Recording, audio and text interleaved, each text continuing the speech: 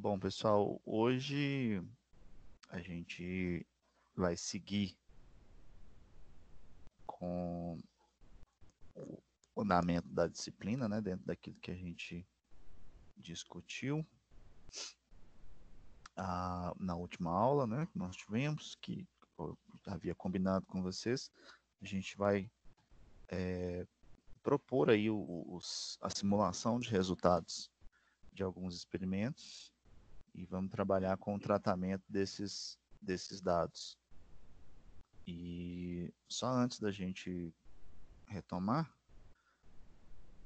eu acabei de sair de uma outra reunião com o pessoal da faculdade, né, com coordenações, com direção, enfim, onde a gente estava levantando algumas questões e uma das questões levantadas, né, até coloquei em discussão, foi justamente a questão dessa disciplina, né, assim como outras que vocês têm no curso, que são disciplinas que envolvem a carga horária prática, né? Ou seja, que envolvem aula prática. Então, essa disciplina de laboratório de engenharia mesmo, ela é uma disciplina que ela tem uma carga horária prática. Né? Ela tem um terço da carga horária dela é prática. E a gente acaba, pelo menos nos semestres anteriores, eu consigo até dar uma carga horária maior do que isso de prática. Né? A gente consegue trabalhar, se eu não me engano, são 8 experimentos, 8 semanas, então daria metade, bem dizer, dos encontros que a gente tem, né? Então seria 50%. E também trabalhar a teoria, né, em referência a cada um desses encontros. E então, assim, o que eu coloquei e que o pessoal levantou foi justamente essa questão da carga horária prática. A gente precisa, né, cumprir essas práticas, porque também não adianta a gente ficar aqui simulando o que está fazendo e não botar a mão na massa, né? Que é importante, obviamente, que tratar o dado, entender e discutir é importante, mas gerar o dado também é, né? Então, ou seja, você precisa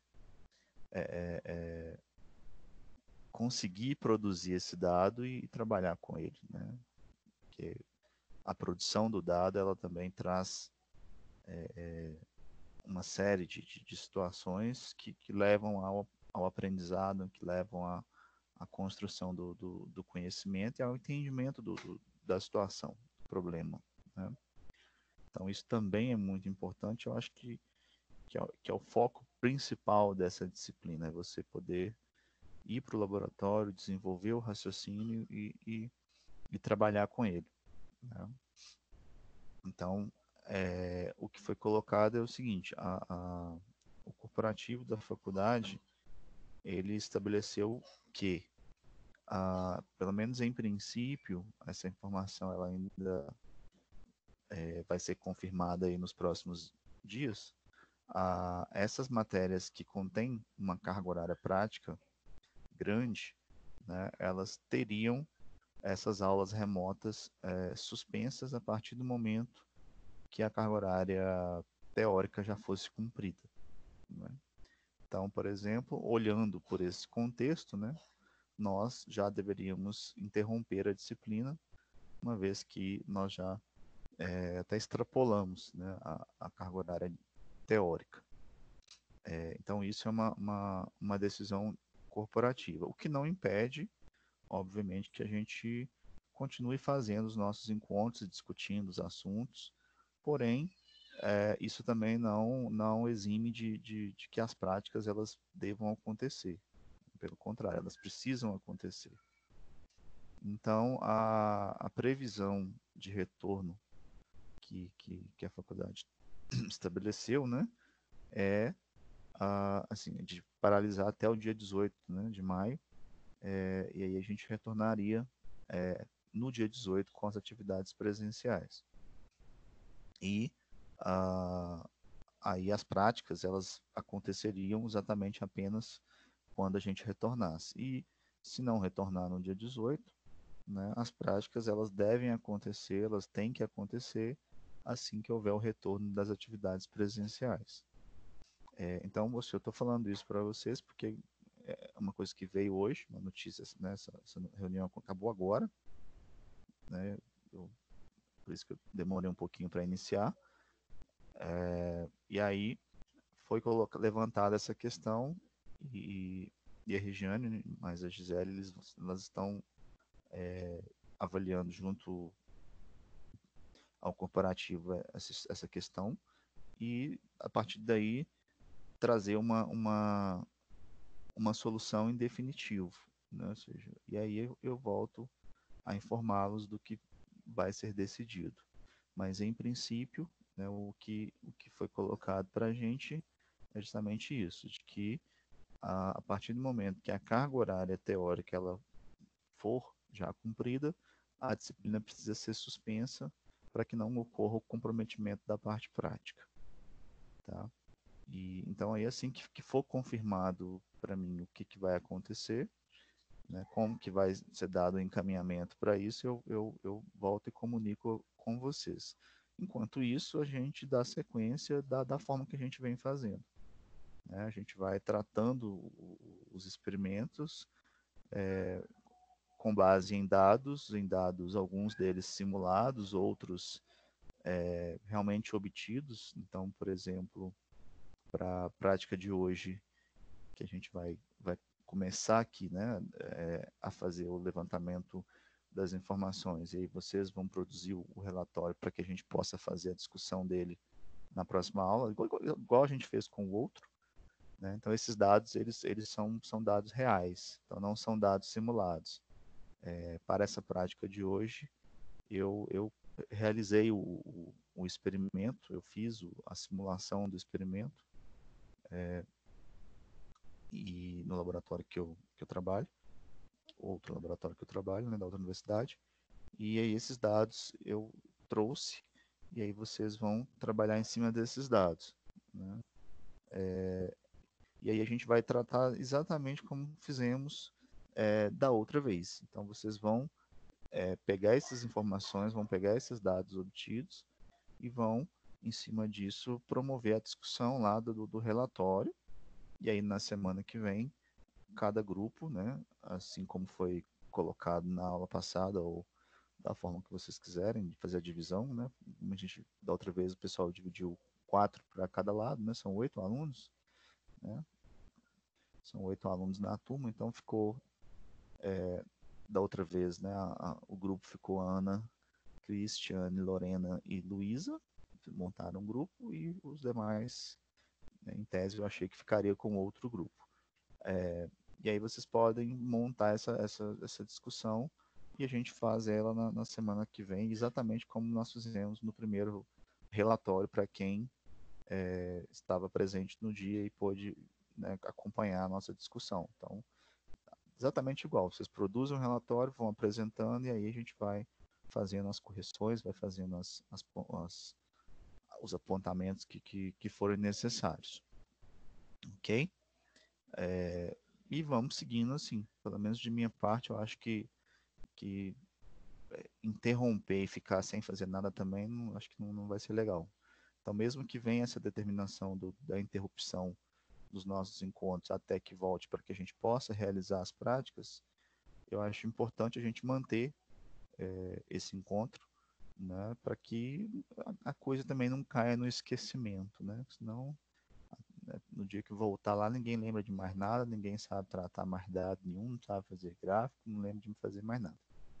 E aí a gente tem que começar tudo do zero. Então, a gente mantém, mesmo que às vezes não dê para ser toda semana, ou, né, não sei ainda como vai ser decidido isso, mas num primeiro momento a gente segue com essas simulações. Tem alguns experimentos que realmente não dá para simular, que são mais complexos, envolvem a observação do experimento, então, ou seja, seria necessário que vocês estivessem lá observando o experimento para poder gerar o relatório. Então, esses experimentos a gente vai deixá-los para o momento presencial, mas aqueles que permitem que a gente faça essa discussão sem que haja a observação do fato, a gente vai seguir, ok? Então é só para que vocês fiquem cientes aí da situação e qual pé que tá. Me parece que a mesma coisa vai acontecer para as blendeds, né? Porque as blendeds também têm uma carga horária prática. Então, para quem faz alguma disciplina blended, possivelmente vocês vão ouvir, né, o mesmo discurso aí do professor da disciplina com vocês. Ok? Bom, então, na semana passada, eu fiquei sem internet, e aí eu, com muito custo, eu consegui enviar para vocês o roteiro da nossa próxima discussão, que é a prática de viscosidade e densidade de líquidos, né? Então, hoje a gente vai fazer a discussão desse roteiro, fazer alguns comentários e em seguida vou apresentar os dados para vocês, para que vocês possam, após, né, já iniciar o trabalho com o relatório, né? Produzir o relatório para esse tema, né? Então, na primeira nosso primeiro encontro aí, né, do primeiro relatório, o tema ele foi um tema de calibração, voltado para calibração de equipamentos, né? E agora que a gente já sabe como, né, efetuar a calibração, como trabalhar com uma vidraria de forma precisa, né, na verdade, de forma exata, mesmo sabendo que ela não tem uma boa exatidão, né, a gente agora vai falar de um outro tema que também é importante, que é um tema que está presente lá na mecânica dos fluidos, né, que vocês tiveram aí no curso de vocês, que é onde a gente fala sobre a viscosidade de líquidos, uma propriedade que tem uma relação muito forte com a densidade. Ela depende da densidade do material, depende do tipo de material que a gente tem, né? Então, a, a viscosidade, né, ela é uma propriedade que é implícita de cada material, de cada fluido, de cada líquido, né? Então, a gente determina essa viscosidade com base nas propriedades, no estudo das propriedades desse líquido, né? Então, a viscosidade, ela pode ser definida como simplesmente uma capacidade de escoamento, ou seja, ela está relacionada com a dificuldade que um líquido tem para escoar, né? Então, como vocês estudaram lá na mecânica dos fluidos, né, os fluidos eles tendem a escoar. Se você submete uma força, né, a esse líquido, né, essa força ela acaba fazendo com que o líquido ele sofra um escoamento, né? Aí o tipo de escoamento não nos interessa para essa prática, né? Mas sempre que eu tenho um fluido e a ele, né, a gente tem uma força aplicada, essa força ela vai fazer com que esse fluido ele comece a escoar. Então, a, o líquido, o fluido, né, ele é formado por várias camadas que se sobrepõem, né? Uma camada, ela sobrepõe a outra, né? Sobrepostas umas sobre as outras. E essas camadas, elas têm interação entre elas, ou seja, elas estão ligadas entre si a partir daquelas forças intermoleculares que a gente já conhece, ligação de hidrogênio, ligação de Van der Waals, ligação de polo, né? Ah, então, quando a força atua, né, de certa forma, existe uma resistência a essa força, né? Ou seja, a ligação ela acaba servindo como uma força que resiste a esse empurrão que a outra força, né, que a força contrária dá para que o líquido possa escoar, né? Existe uma tensão, né? Ou seja, chamada tensão de cisalhamento. Então, o cisalhamento ele acontece quando uma camada ela desliza sobre a outra, devido à ação dessa força, né?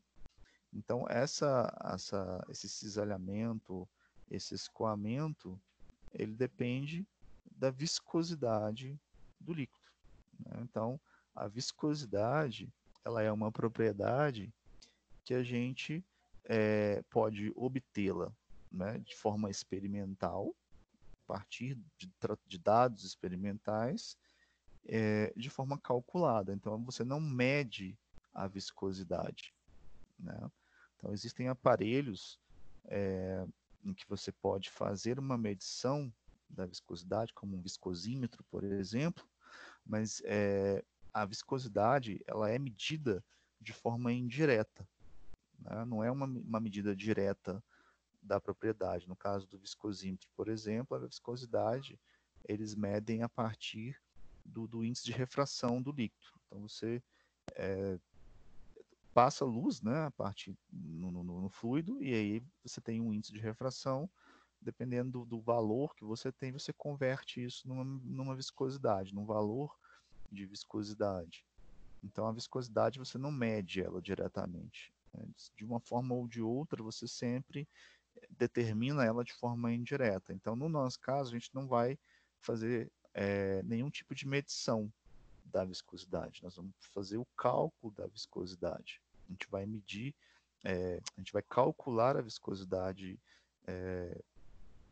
do líquido, né? E essa viscosidade a gente chama de viscosidade absoluta do líquido, tá?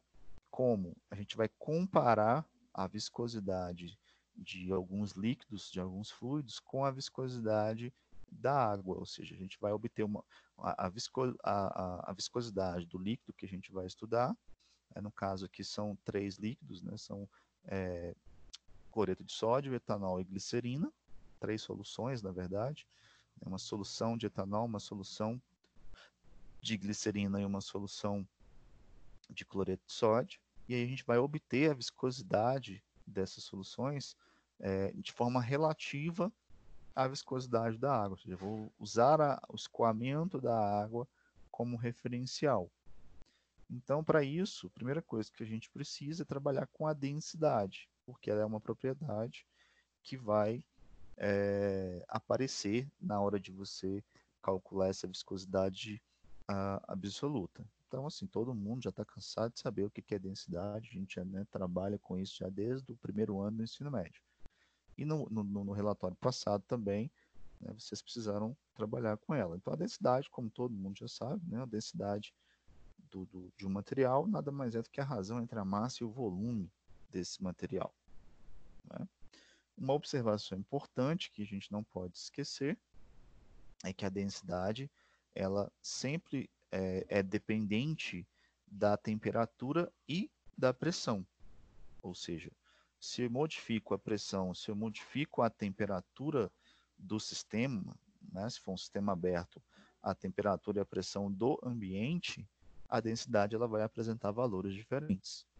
Então, a primeira coisa que a gente precisa saber se a gente vai trabalhar com uma temperatura e pressão padrão, ou seja, uma condição padrão, ou, se não for uma condição padrão, a gente tem que saber que no experimento é necessário que a gente tenha conhecimento, né, de qual é a pressão, de qual é a temperatura em que o trabalho está acontecendo, porque eu sei que essas informações vão influenciar na densidade do fluido que eu estou querendo obter a viscosidade dele, né? Ah, no nosso sistema métrico decimal, a gente utiliza como unidade padrão para densidade o grama por centímetro cúbico, né? Ou grama por ml. Ah, essa unidade não é a unidade no sistema internacional, né? Se a gente for optar pelo sistema internacional, a unidade de massa é o quilo e de volume é o metro cúbico. Então seria a densidade dada em quilogramas por metro cúbico, né? Mas, enfim, a gente geralmente trabalha no, no, no, no sistema CGS, né? Que é o nosso sistema mais comum, e aí a gente trabalha com a densidade em gramas por centímetro cúbico. Normalmente, quando você busca informações sobre a densidade, você encontra o que é mais comum, né? Que são as condições mais comuns, ou seja, pressão de uma atmosfera, né? Que é a pressão padrão, né? E a temperatura, você geralmente encontra ou a temperatura de 20 graus, que é a temperatura padrão, né? Ou a temperatura de 25 graus, que é uma temperatura considerada a temperatura do ambiente, né? Para a maioria dos casos, para a maioria dos locais, né? A gente considera uma temperatura de ambiente igual a 25 graus. Mas, geralmente, você também pode utilizar 20 graus, que é a temperatura padrão. Uma coisa importante, cuidado para não confundir a condição normal com a condição padrão, né? Que existe a condição normal de temperatura e pressão e a condição padrão de temperatura e pressão, né? Então, muita gente acha que a condição normal é a temperatura de 20 graus e de pressão de uma atmosfera. Não, essa é a condição padrão, né? A condição normal, a temperatura é zero, é 1 atm, 0 graus, né? Então, cuidado para não confundir. Então, enfim, isso é só uma observação, né? Então, quando você trabalha com densidade, você vai buscar informações sobre valores de densidade, por exemplo, né? É muito comum você encontrar densidades a 20 ou a 25 graus. A pressão muitas vezes nem é comentada, né? Nem se fala em pressão porque considera-se sempre a pressão ao nível do mar. Ou seja, então já está aí implícito que é a pressão de uma atmosfera. Mas, enfim, é importante a gente pontuar isso, né? Porque a gente tem que conhecer o seguinte, bom, a pressão a gente geralmente não mexe muito, né? Não altera muito a pressão, mas a temperatura é um fator comum. A gente pode modificar a temperatura, né? Então é importante a gente conhecer para o material que eu estou trabalhando como que a densidade desse material ela varia com a temperatura, ou seja, qual que é a influência da temperatura na densidade do material que eu estou trabalhando, né? Geralmente, a gente sabe que quando a temperatura, ela, por exemplo, se eleva, quando eu tenho um aquecimento, né, para a maioria dos materiais, esse aquecimento ele vai gerar o quê? Uma dilatação, ou seja, eu tenho um aumento de volume do material. E aí, por consequência, né, a densidade ela é massa sobre volume. Então, ou seja, a densidade ela é inversamente proporcional ao volume. Então, consequentemente, com o aquecimento, se há um aumento no volume do material, né, a densidade ela acaba que diminui. Então, isso é o costume, isso é o que acontece para quase todos os materiais. Então, a gente tem algumas exceções, né? A mais conhecida delas, por exemplo, é a água, né? Que numa faixa de temperatura, ou seja, quando a água ela atinge temperaturas baixas, temperaturas próximas à temperatura de fusão, ou a temperatura de solidificação, né, quando ela está ali perto do 0 graus, ela começa a congelar. Se eu não me Né, engano, é de 0 a 4, Antônio. próximo de zero, temperaturas próximo do zero. Né, o que, que vai acontecer? O arranjo cristalino da água, né, ou seja, porque quando a água ela começa a congelar, os cristais eles começam a ser formados, e aí você tem ligações de hidrogênio ali sendo formadas, né? Então esse arranjo ele começa a ser quebrado. E aí essa quebra ela gera uma desuniformidade da estrutura, né? Então, neste caso, o que, que vai acontecer? Diferente dos outros materiais que quando congelam, né, você tem uma variação de volume, no sentido de aumentar o volume, para a água você tem o contrário, você tem uma redução do volume. Então, para a água, né, você tem esse problema. Então, ocorre a quebra dessas interações, as ligações de hidrogênio elas vão ser rompidas, e aí isso gera uma diminuição de volume. Né? Então, isso vai ter uma consequência contrária ao que acontece com os demais materiais. O que é o mais comum. Então isso, por exemplo, Como você vai ter esse rearranjo, né? Aí a história, o comportamento, ele acaba sendo totalmente diferente. Em relação à pressão, como eu disse, né? Não é tão comum. Então, geralmente a gente não nem mexe com pressão, né? Por quê? Porque eu estou falando de líquidos, né? Ou de gases. Aliás, eu estou falando de líquidos. Se eu pego líquidos e sólidos, por exemplo, né? O efeito da pressão, ele é muito pouco pronunciável. Por quê? O meu contexto é densidade, né? Porque a massa, ela é uma constante. O material, ele estando na fase sólida, ou na fase líquida, ou na fase gás, né? Se eu tenho a mesma quantidade de matéria, a massa não vai mudar. Agora, o volume muda. Mas, por exemplo, o líquido e o sólido, né? Eles não têm grandes capacidades de compressão ou de expansão, ou seja, a alteração do volume de um líquido ou de um sólido devido à variação de pressão, né, ela é desprezível, ela é pouco pronunciável. Então, o efeito da pressão na densidade de líquidos e de sólidos, ele é desprezível. Né? Ele é muito importante para gases. Né? A gente já sabe, né? A termodinâmica, por exemplo, né? A gente já sabe que quando eu tenho um gás, aí sim, o efeito da pressão, né, qualquer aumento ou redução da pressão, eu tenho um efeito de compressão e expansão que é bastante significativo. Né? Então, no caso, os líquidos, que é o nosso foco aqui, o efeito de pressão ele não é relevante. Então, a gente vai preocupar mais com a questão da temperatura. Então, sempre que eu vou determinar a viscosidade, né, para um líquido, por exemplo, para um fluido, né? Na fase líquida, a gente tem que ter essa informação de temperatura, porque ela, sim, é bastante relevante. Agora, a pressão, nem tanto. Né? Mesmo que você tenha uma variação muito grande na pressão em relação à pressão padrão, né? Isso para um líquido ou para um sólido não faz relevância. Né? Então, por exemplo, no caso da própria água, por exemplo, né, para você mudar o volume da água, por exemplo, para você diminuir o volume da água num percentual pequeno, você tem que ter um aumento aí de às vezes milhares de vezes na pressão para que isso aconteça. Né? Por quê? Porque as moléculas já estão perto, né? Então, ou seja, elas não conseguem reduzir o volume muito mais do que já está. E o sólido ainda é pior, né? Que aí as moléculas estão realmente muito próximas e aí você não consegue comprimir, né, de forma alguma e nem muito menos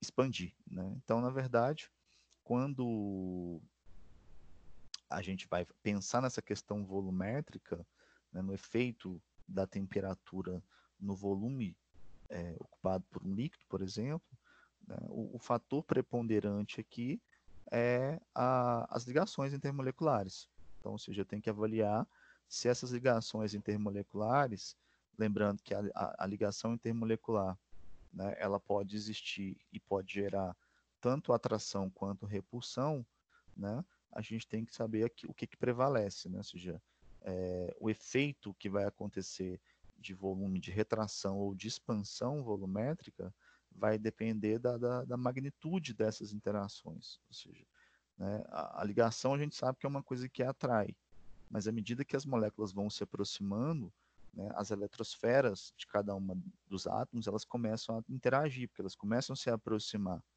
Então, ao mesmo tempo que você tem uma atração devido à ligação, você começa a ter repulsão.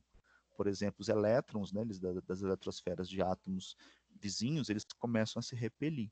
Então, você vai ter uma briga aí, né? Ou seja, alguém querendo que aproxime e alguém querendo que afasta. Então, o, o equilíbrio entre essas forças de atração e repulsão é que vão determinar o volume de cada substância. E aí é aí que você vai focar, né? E essa magnitude ela vai estar relacionada com a temperatura na qual o experimento é feito. Mas, enfim, para isso a gente tem tabelas, né? Então, se a minha intenção é só determinar uma viscosidade, eu não preciso fazer um estudo molecular de interação atrativa, repulsiva, né? Não, eu vou simplesmente escolher uma condição de temperatura na qual eu tenho a informação e, claro, uma condição que principalmente reflita com fidelidade o meu experimento, a condição de trabalho do meu experimento, ou que esteja próxima dela, né? Ou seja, se eu tenho um sistema que ele opera, por exemplo, a 25 graus, eu não vou ficar lá determinando viscosidade a 100, 200 graus. Está muito fora daquilo que eu tenho como realidade, né? Então eu tenho que trabalhar dentro da minha realidade. Então, é 25, então se eu ficar ali nos 24, 23, né, 20 graus, é uma diferença pequena. Vocês vão ver que a mudança ela não é tão pronunciada assim, ela muda muito pouco. Naquela própria tabela da água que a gente usou no primeiro experimento, vocês conseguem ver isso, né? Perceber que existe uma mudança, no caso da densidade da água com a temperatura, mas que não é tão gigantesca, não é tão grande, né? Então, a gente tem que estar atento a isso, né? Bom, então, a primeira coisa que a gente faz nesse experimento da prática número 2 é a determinação das densidades de cada um dos sistemas que a gente vai trabalhar. Então, aqui a gente vai trabalhar com... São vários sistemas, né? Então, com a água é um deles, né? E 3 soluções que inicialmente estão numa concentração de 1 mol por litro.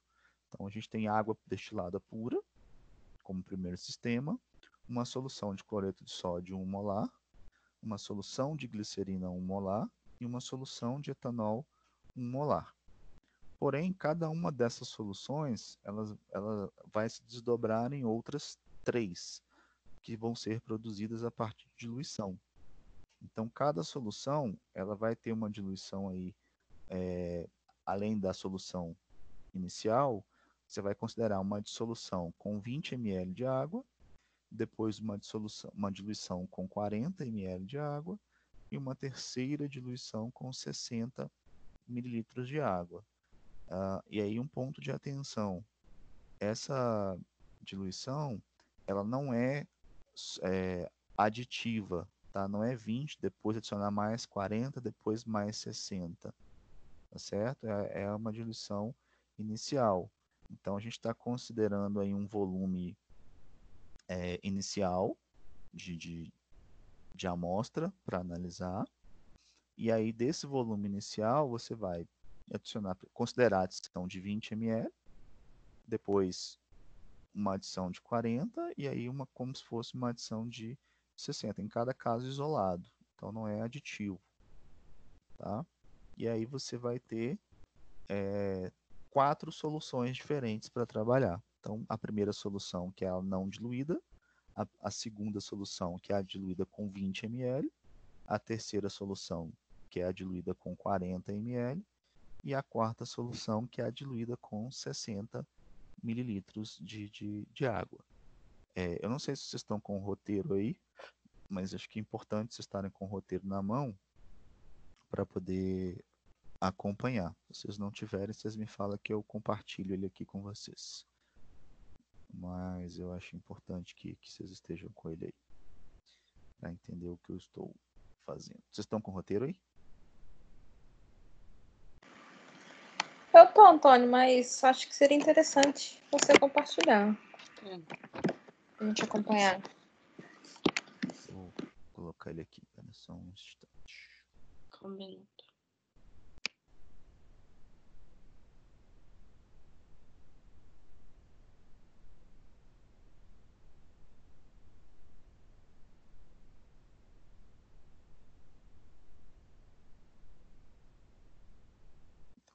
Aparecendo aí.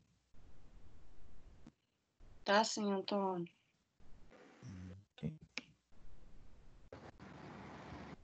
Já separou os ingredientes do bolo, Liana? Já. O dia que as aulas voltarem, eu vou lá e compro, só. Eu moro do lado do mercado, Ah, então tá bom. tá bom? Pode ficar tranquilo. Só pra você não esquecer. Isso é importante lembrar sempre, né? Aquela Lembra, pergunta sem maldade. Sei. lem- lembrar e registrar, né? É importante no meio aí da aula, né? Você já registrou no começo da primeira, agora no meio dessa, eu acho que tá Porque, importante. porque hoje tem outros convidados, né? Que poderão também Ah, participar do bolo. você tá, Então, tô divulgando. arrumando testemunha, né? Tô divulgando seu produto. Ah, isso mesmo, por favor, divulgue. Mas aí, no caso, vai ser para uma aula só, aí você vai e escolhe, né?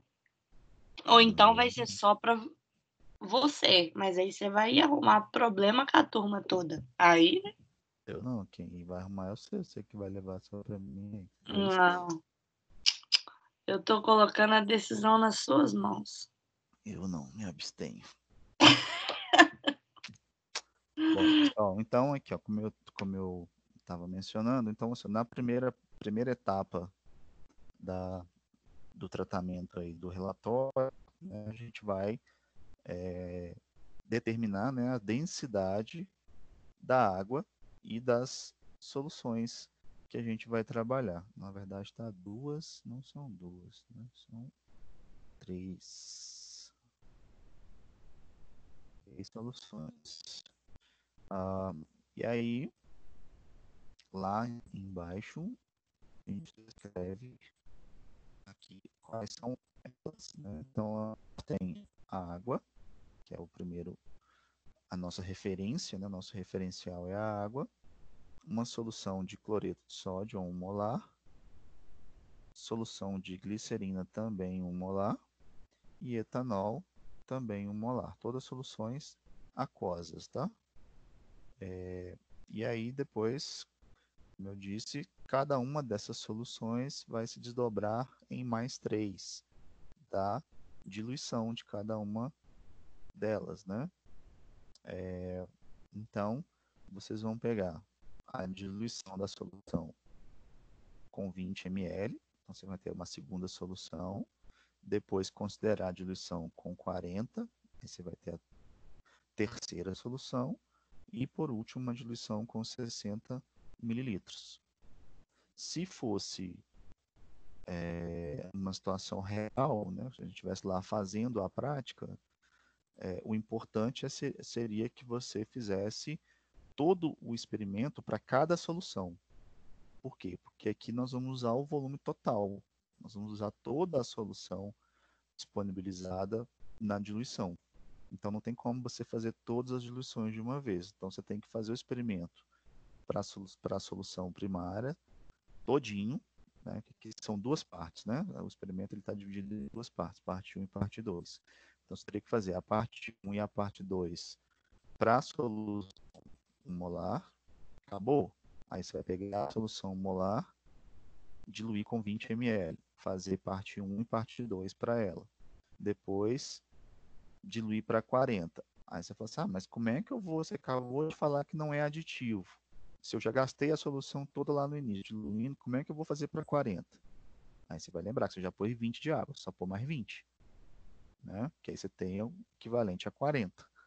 Então você adiciona mais 20, uma nova diluição, faria parte 1, parte 2, e por último, considerando 60, e aí você adiciona mais 20. Então você vai adicionando de 20 em 20, e aí você vai ter o equivalente a 20, 40 e 60, e aí faria as duas partes. Ok? Então é importante ficar atento a essa parte aí. E aí a determinação da densidade, né, sem problema, né? Determinou aí a,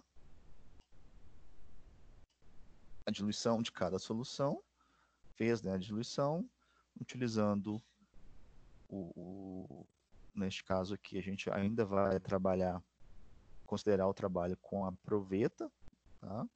Então aqui, como a gente não vai fazer o experimento, a gente vai considerar que essa proveta ela já está calibrada, então enfim, a gente não vai preocupar com com o fato de que a proveta não fornece esse volume aqui, né? A gente vai ignorar este fato. Se fosse lá na hora que a gente for fazer esse experimento, aí a gente vai ter que fazer a calibração dela, dá para poder trabalhar com os volumes certinhos, mas nesse caso a gente não vai fazer, não precisa, né? É só a discussão teórica.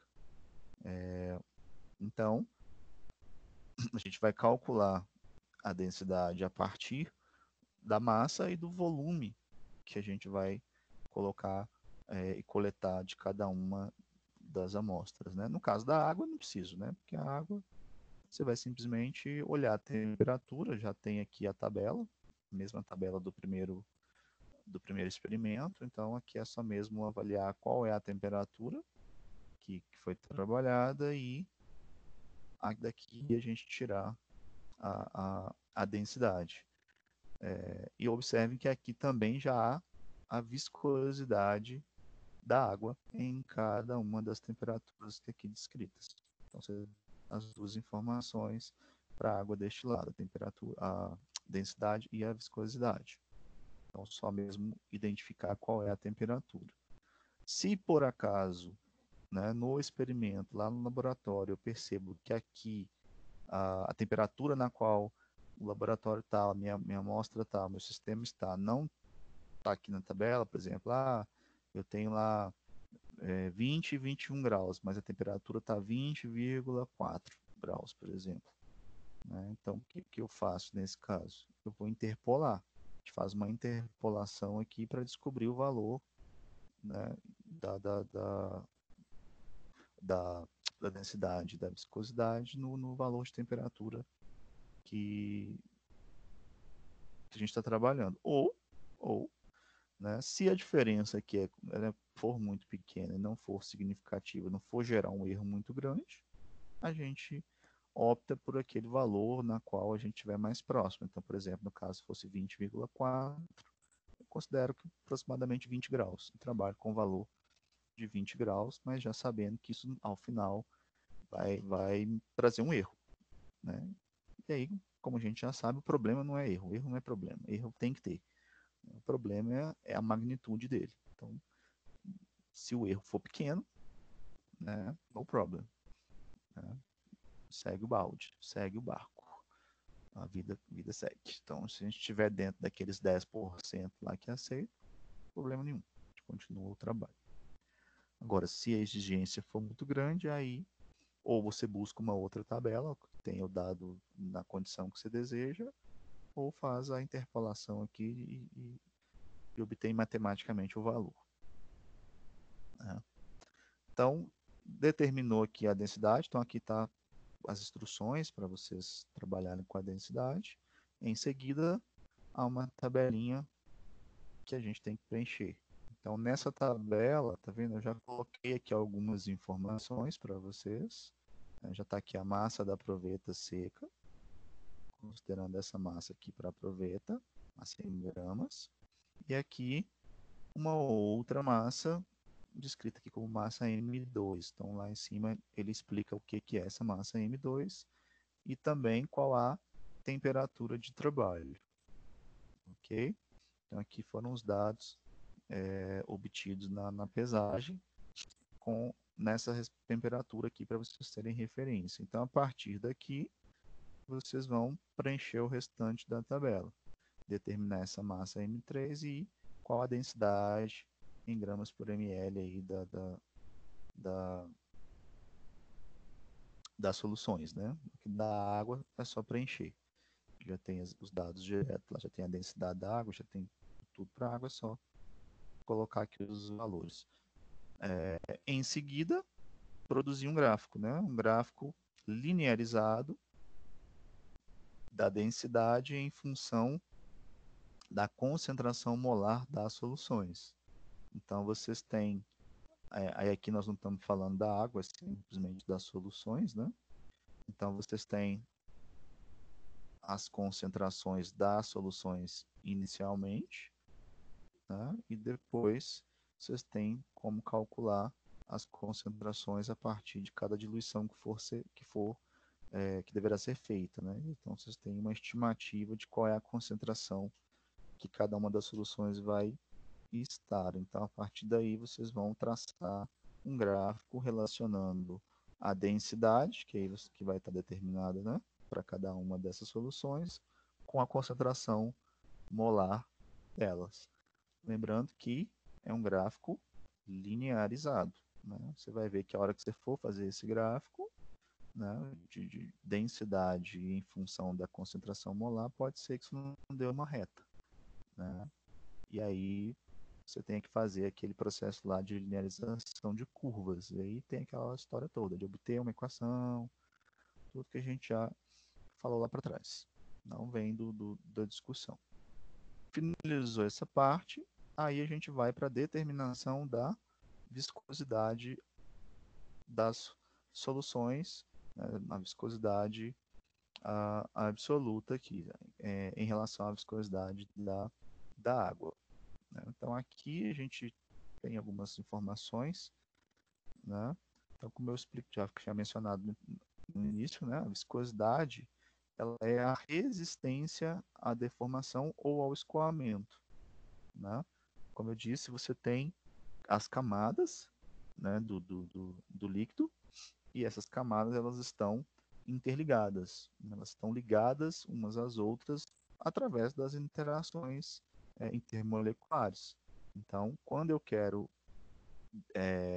escoar um líquido, né, eu vou aplicar uma força que vai gerar nesse líquido uma deformação, ou seja, ele vai se deformar plasticamente, ou seja, de forma que essas interações se quebrem e aí ele escoe, né? Então, eu vou ter esse escoamento. Então, a viscosidade ela é uma medida da resistência a esse escoamento, ou seja, ela é uma medida da resistência a essa deformação que o líquido vai sofrer quando eu tenho uma força que vai ser aplicada a ele, gerando essa fricção, ou seja, gerando, tendo como consequência uma camada deslizando sobre a outra, né? E aí o líquido ele vai escoar, né?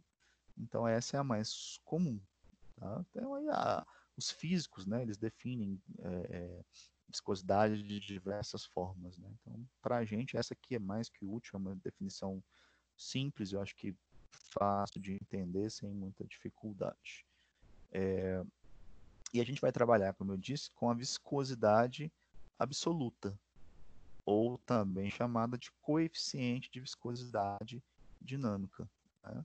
Que a gente representa com a letra grega μ, que é a que está lá na tabelinha da água, né? O μ, que é a viscosidade absoluta ou viscosidade dinâmica, né?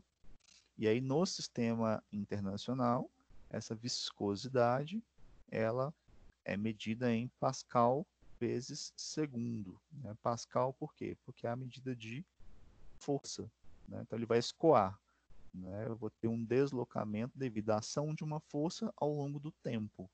Então eu tenho a pressão, né, que é a força exercida ao longo do tempo, ou, né, Pascal vezes segundo é o mesmo que Newton vezes segundo vezes metro quadrado, né?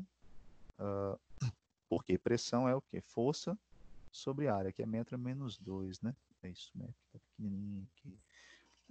Então, pressão como é força sobre área, força é Newton, a área é metro quadrado, então você tem a mesma coisa que Newton por metro quadrado vezes segundo, né?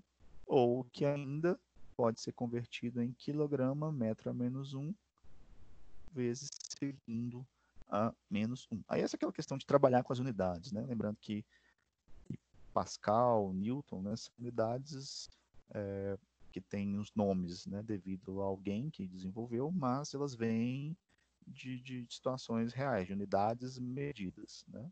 E temos também a unidade usual da viscosidade, ou seja, né, aquilo que usualmente a gente vê. Então, na tabela, por exemplo, você tem que estar vendo aqui, ó, CP. Então, não é Pascal, não é Newton, não é nada, é o CP. Então, o que é o CP? O CP é uma derivação, é uma unidade usual, que é o que a gente chama de poise.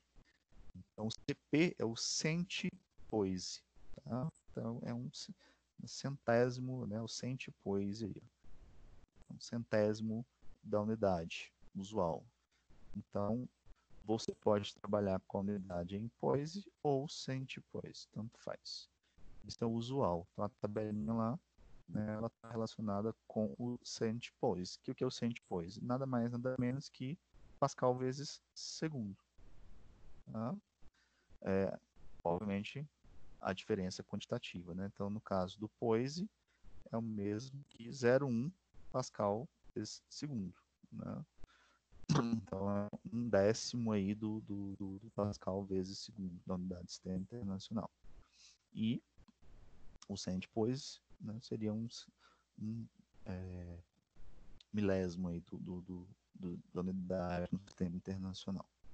Só mesmo conversão de unidades, né? E aí esse poise, assim como Newton, assim como Pascal, foi, né, atribuído em homenagem a quem, né, que trabalhou com isso aí, que foi Kurzweil, né, um cientista também aí, médico, né, fisiologista francês. Então, ele justamente trabalhava, tá vendo, com fluxos laminares de fluidos newtonianos. Então, praticamente ele iniciou aí os estudos desse escoamento, né? Escoamento, a gente fala em fluxo laminar, é o que? O escoamento de camadas de fluidos, né, umas sobre as outras. Então, como ele era médico, né, ele estava interessado em entender o escoamento lá do fluxo de sangue nas artérias. E aí foi dado em esse nome de poise, né, em homenagem a esse camaradinho aí. Então, só um pouquinho de história para a gente contextualizar. A gente tem também aquela que vocês estudaram lá na mecânica dos fluidos, né? Apesar que eu acredito que também devam ter estudado a viscosidade absoluta lá, né? A viscosidade dinâmica lá, mas a gente tem também a viscosidade cinemática. Então, essa viscosidade cinemática é simplesmente uma razão, né? Uma relação da viscosidade absoluta com a densidade do líquido. Então, se você relaciona a viscosidade absoluta com a densidade do líquido, você tem uma outra unidade, né, que também é uma homenagem a um físico. Né? No caso, aí, a unidade é o Stokes. Então, a gente pode trabalhar com esses dois tipos de viscosidade, a dinâmica e a cinemática. A diferença é que a dinâmica é absoluta e a outra é só uma relação da viscosidade que você obtém, né, com a densidade do fluido que você está trabalhando. Então é só mesmo uma forma diferente de representar. Bom, é só aqui, para não encher linguiça, mas para a gente contextualizar, né, uma coisa que vocês também já devem ter estudado lá na mecânica dos fluidos. Né? A gente tem fluidos que são newtonianos e não newtonianos, né, considerados. Os fluidos newtonianos, né, eles são aqueles em que a viscosidade absoluta depende da temperatura e da pressão unicamente, ou seja, a força de escoamento, né, não interfere na viscosidade desse fluido. Então, ou seja, eu posso ter a força de escoamento ou tensão de cisalhamento, é o mais comum da gente usar a tensão de cisalhamento. Então, se eu tenho um líquido que o escoamento dele, a viscosidade dele, independe da tensão de escoamento que eu aplico, eles são fluidos newtonianos. Né?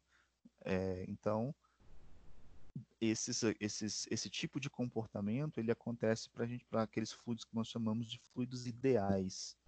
Né?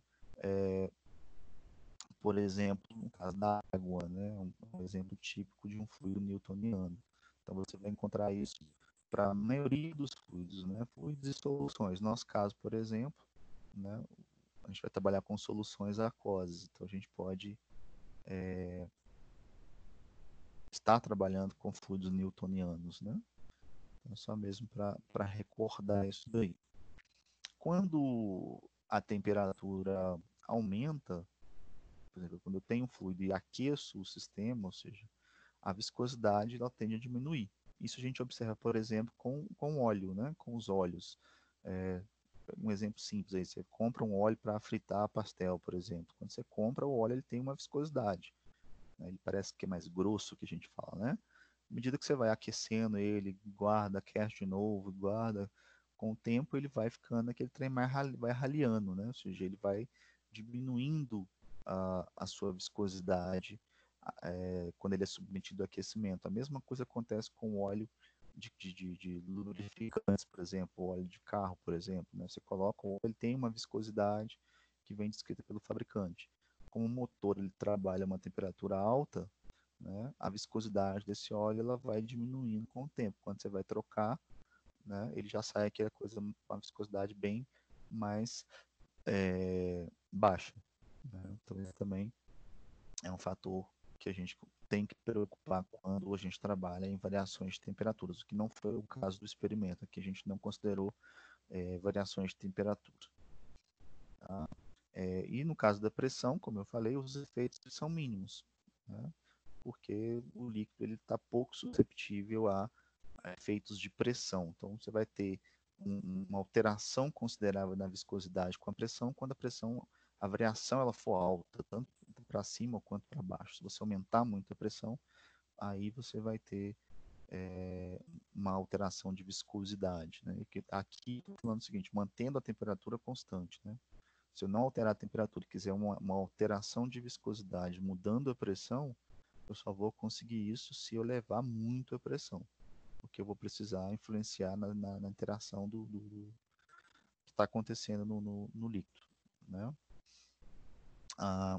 E aqui o fator importante, né, que é o que determina a viscosidade do líquido, principalmente, né, é a energia cinética das moléculas. Então, ou seja, a movimentação das moléculas ela vai interferir na viscosidade. As forças intermoleculares também, tanto aquelas que vão gerar atração, quanto aquelas que vão gerar repulsão. Então, num estudo microscópico, por exemplo, da viscosidade de um líquido, né, a gente teria que levar em consideração a energia cinética envolvida ali e as interações, a magnitude dessas interações, tanto a magnitude da energia cinética, né, além da magnitude das forças de atração e repulsão.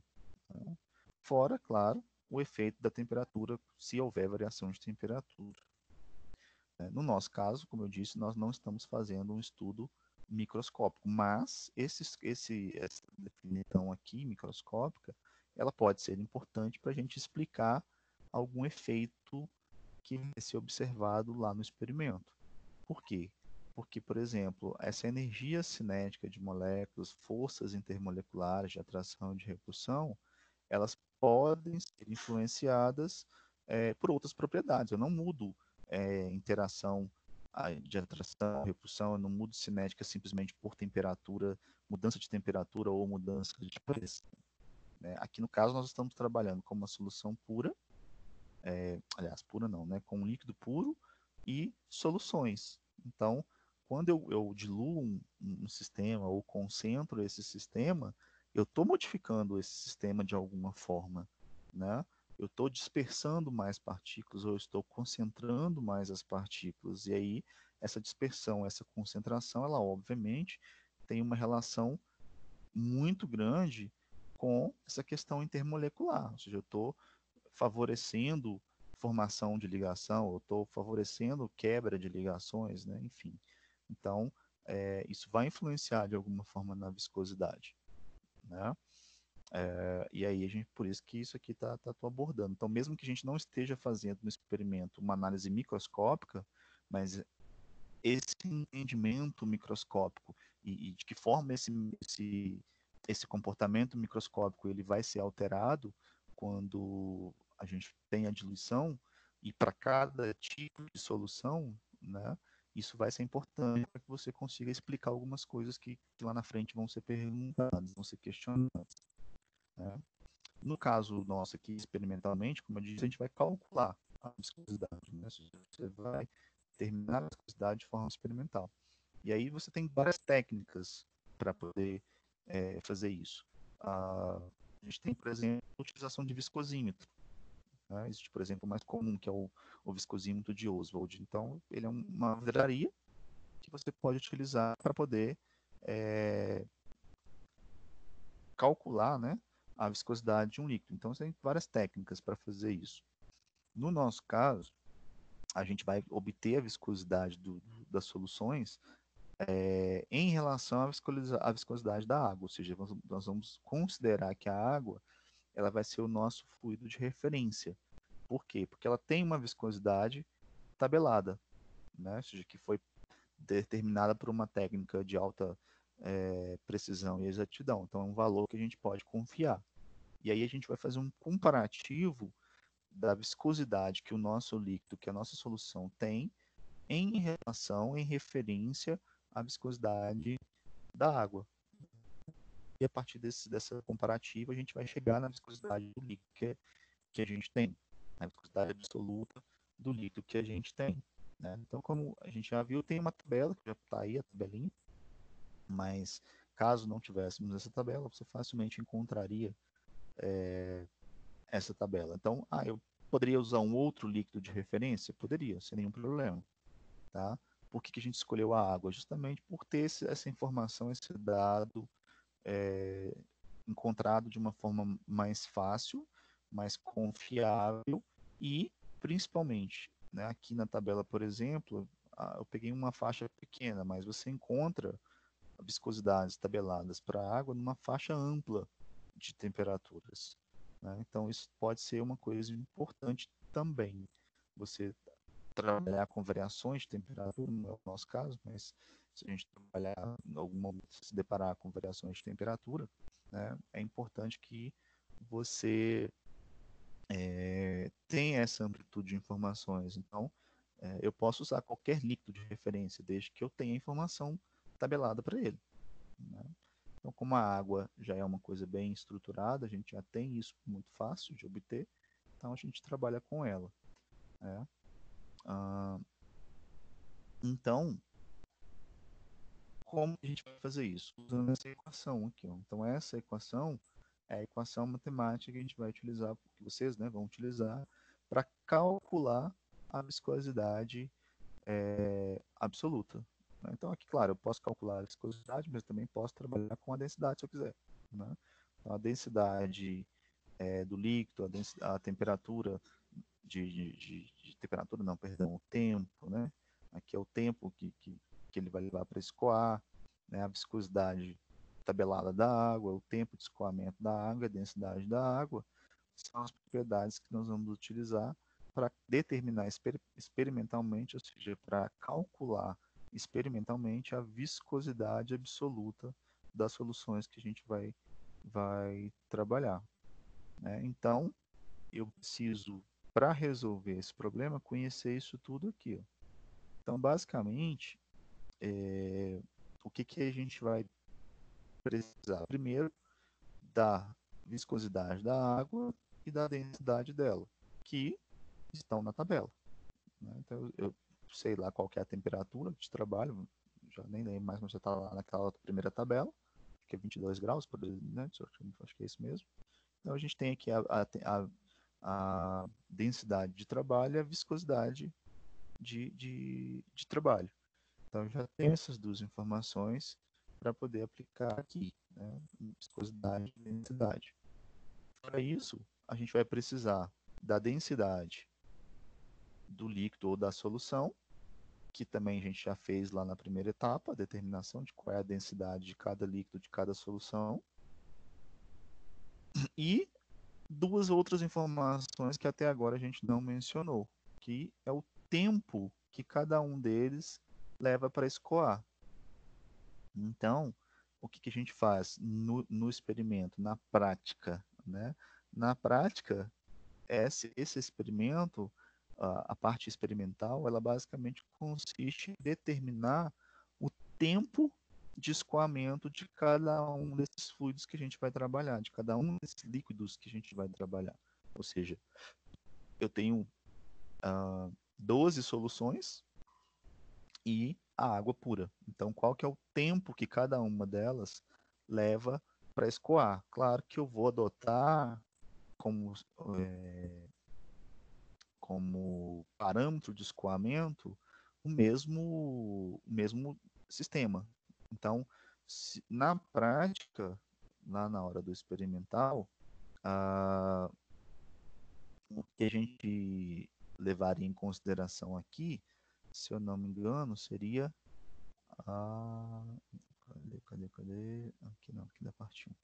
Na parte 2. Parte 2. Isto. Aqui, ó. Então a gente utilizaria a bureta, tá? Então aqui o volume da bureta é o que menos importa. Aqui eu botei 50 ml porque é o que a gente normalmente usa aí no laboratório da faculdade. Então não faz muita diferença. Aqui o importante é que você tenha o mesmo caminho de escoamento para todas as soluções. Então o que a gente faria? O que a gente vai fazer lá no experimento quando a gente for para o laboratório? A gente vai pegar cada um desses líquidos, vai colocar na bureta e deixar escoar. Abrir a torneirinha, deixar escoar e marcar o tempo de escoamento que cada líquido vai levar. E aí você enche a bureta até na boca mesmo, para não ficar usando um valor específico lá e ficar tendo que aferindo bureta, enche até na boca e deixa escoar tudo. Abre a torneira, né? Lembrando que é importante que a reprodutibilidade seja, né, muito boa. Então, se você abriu a torneira, né, total para um, tem que ser total para todos, porque senão você interfere no tempo de escoar, você tem uma variável a mais, né, para escoar, e aí você vai medir usando um cronômetro o tempo de escoamento, né? Então aqui o becker é só para coletar o líquido da bureta e o termômetro para você ter a temperatura do líquido, né? Então aí você vai medir o tempo que cada um, tanto o líquido, a solução levou para escoar, quanto também a água levou para escoar. Então, a partir daí, a gente vai conseguir, com todas as informações obtidas, obter a viscosidade absoluta de cada um dos líquidos trabalhados, né? Então, como aqui está considerando, né? Então, na hora de fazer isso na prática, né, todo mundo que vai ser utilizado tem que estar nas mesmas condições experimentais, né? Então tudo tem que estar na mesma condição experimental, porque tudo é dependente, né? Eles estão todos juntos aqui. Então se você trabalhar em condições diferentes, vai dar interferência na viscosidade, né? E todas as grandezas que a gente tem, né? Viscosidade, densidade, né? Elas são grandezas que dependem da temperatura. Então, se mudar a temperatura, muda a viscosidade, muda a densidade, né? Tanto do líquido de referência, no caso a água, quanto da solução que a gente trabalha. Então, isso aqui tem que ser referido, né, no exato momento em que você vai fazer a prática. Lá na hora o termômetro está aí lá para isso. Você vai obter esse valor experimental para que você tenha o valor experimental mais próximo possível dos valores tabelados.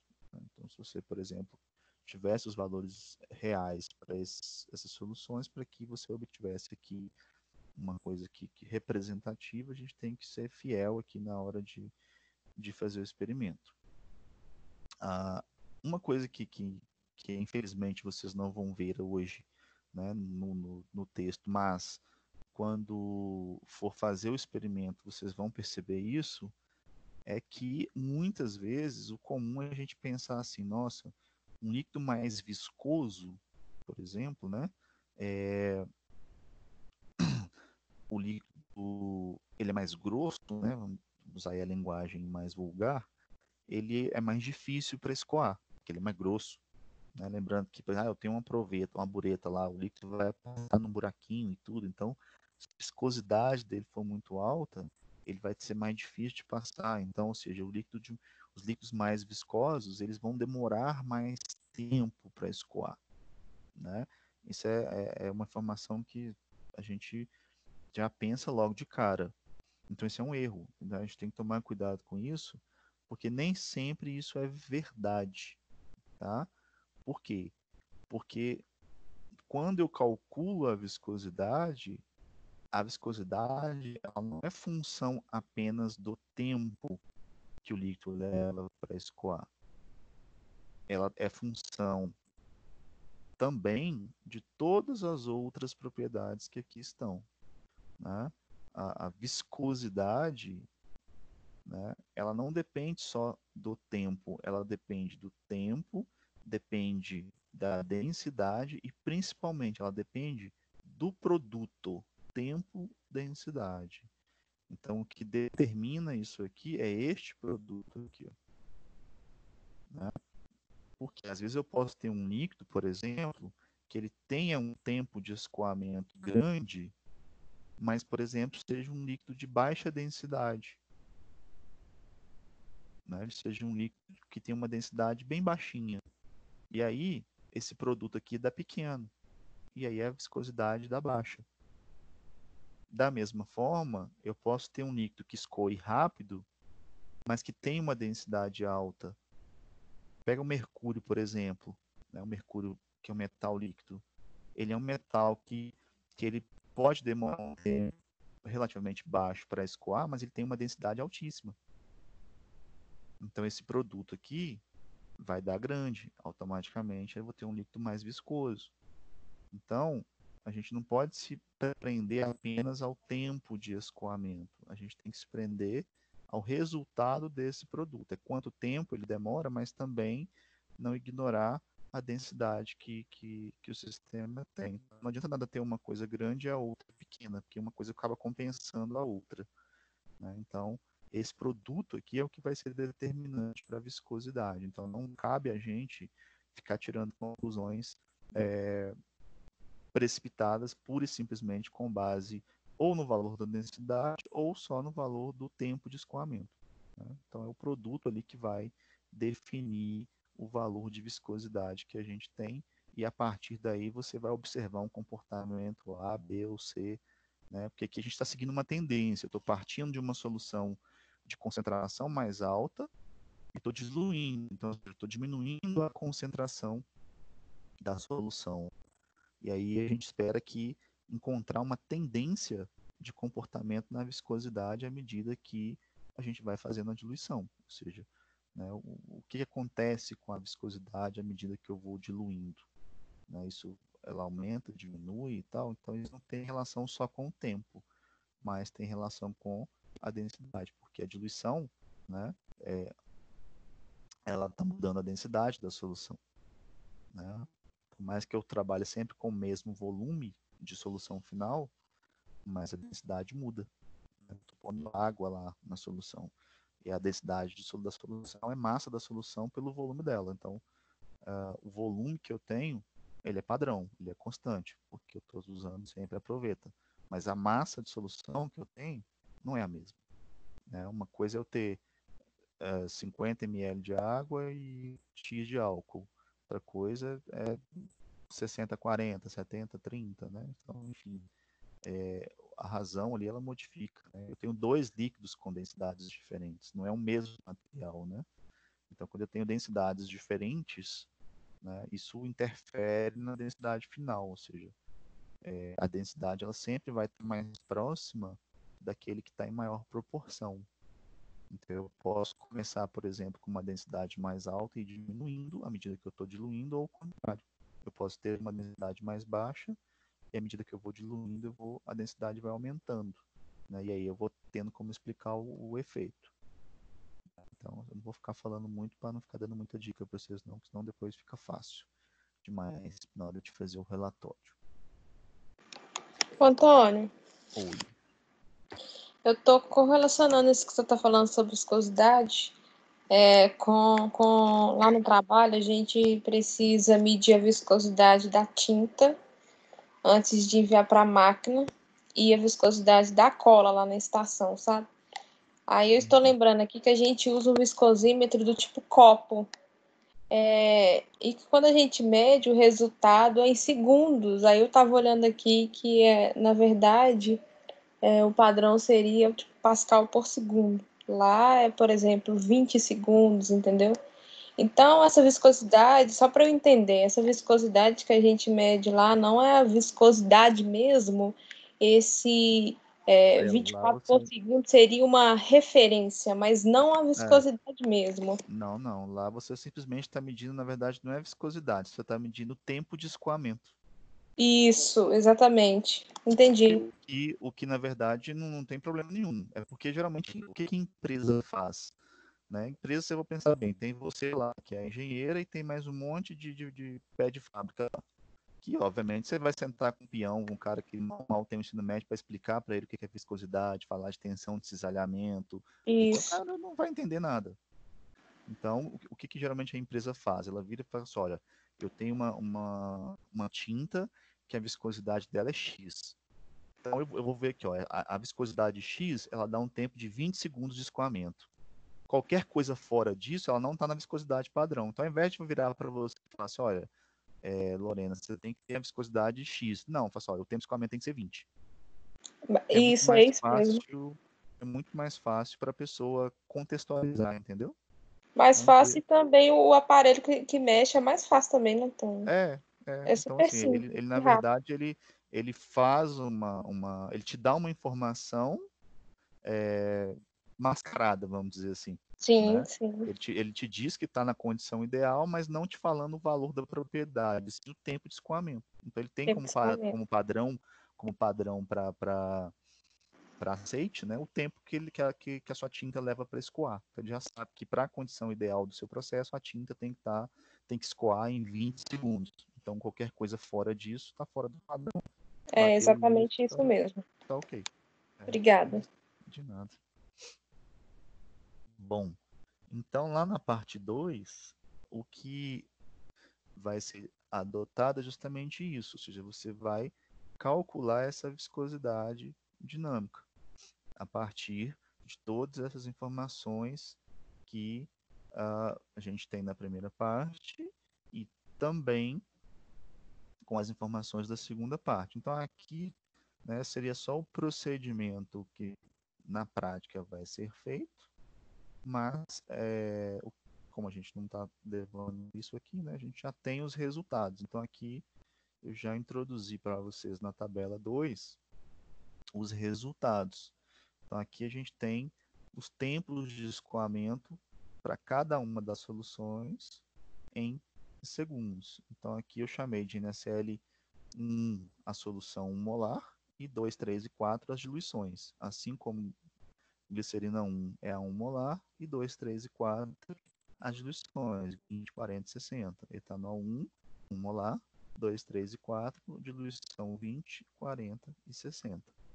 Então aqui é como se eu tivesse o experimento feito em triplicata, então, e aí vocês trabalham com o valor mais provável.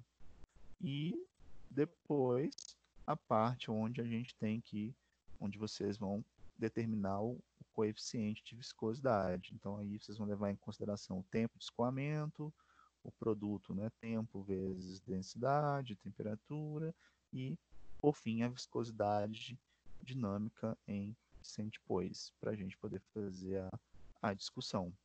Então é calcular cálculozinho bobo aqui. Fora isso, aí vem lá os gráficos que a gente tem que fazer. Então, um gráfico comparando, um gráfico comparativo relacionando o tempo de escoamento de cada solução em função da concentração. Ou seja, como que a concentração ela influencia no tempo de escoamento. Já que a gente está fazendo diluições, né? Então a gente está trabalhando com essa questão da concentração. Então, qual que é a influência disso, dessa mudança, no tempo que cada solução leva para escoar? Por que isso aqui é importante? Para justamente vocês enxergarem aquilo que eu acabei de falar logo acima, né? Que a concentração ela influencia na densidade, que vai obviamente influenciar na viscosidade. Mas e no tempo de escoamento? Será que isso muda alguma coisa? Será que isso modifica alguma coisa? Né? Na própria tabela aqui, vocês vão ver que não muda muita coisa. Que é o fato de você diluir, tá vendo?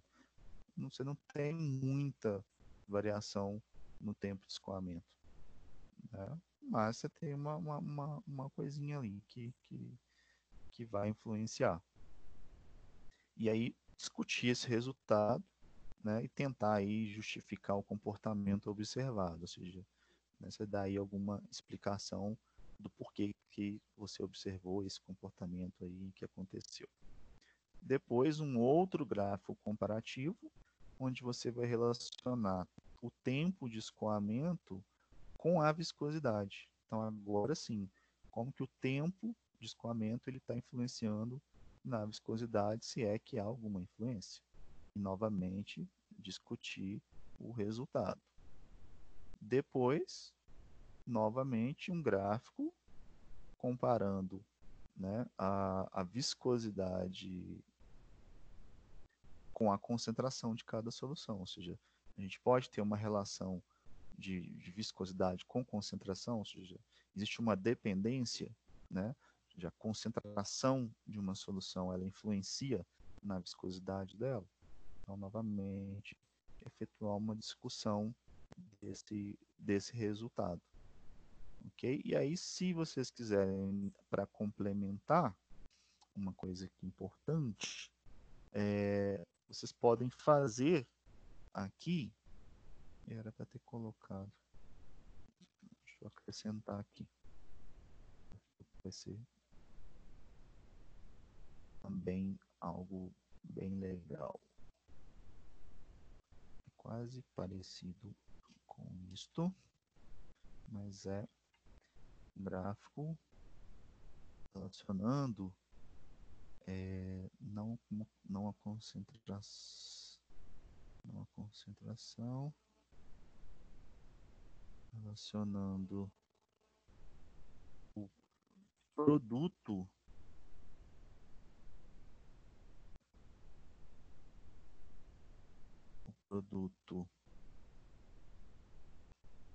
deixa eu pegar aqui,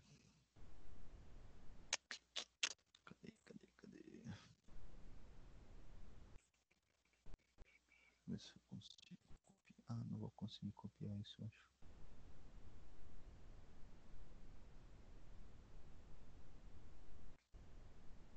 Aqui é figura. Tá, mas é só lembrar que é o seguinte, o produto o produto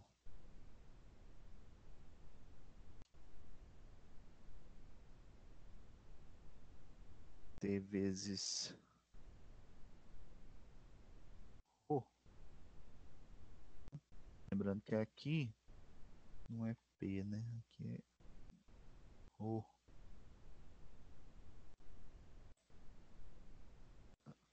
Né?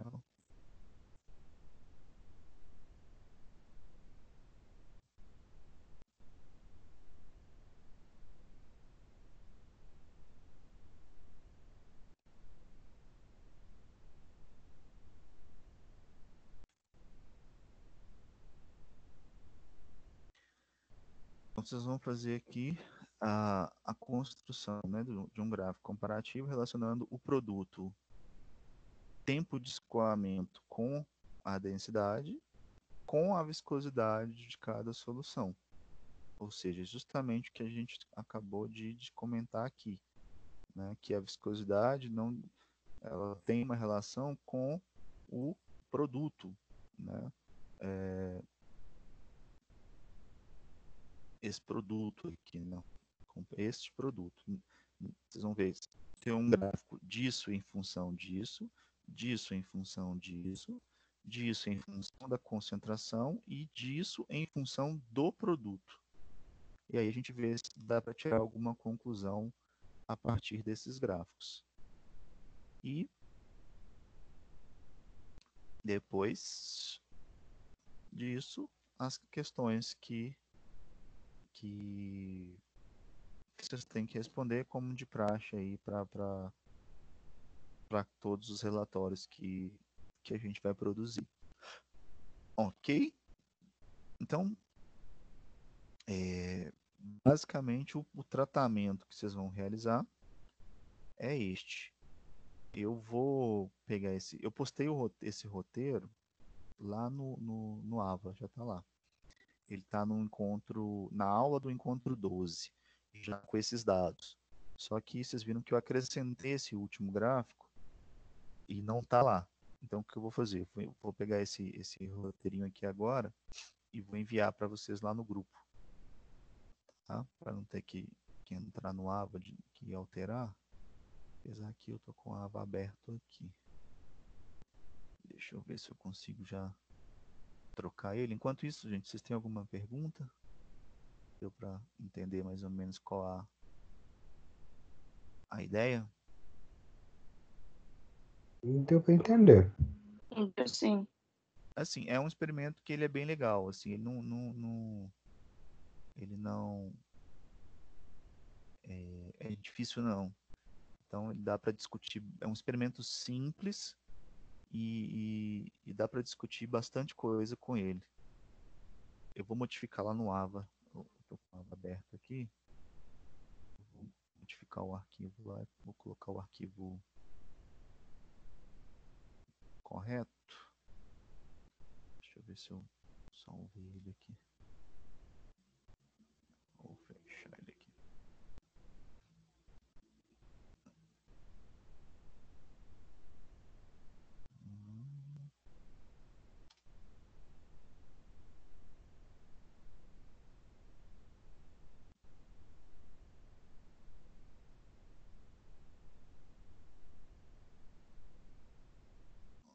Pronto, eu alterei lá no Ava. Agora ele tá correto, tá com os dados e com essa inclusão aí. Então tá lá na aula do encontro 12, já com esses dados da tabela e a inclusão do do,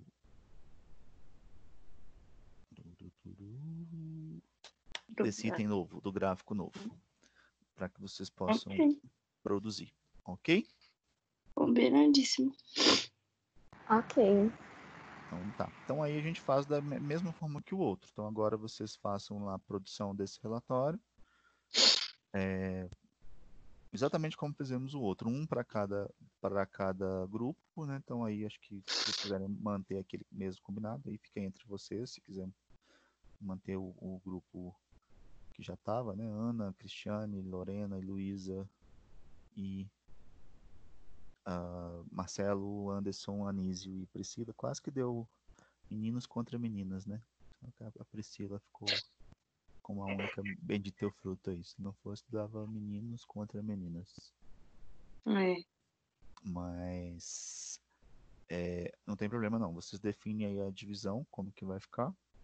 E aí na próxima aula a gente faz a discussão. Vocês tragam o relatório pronto.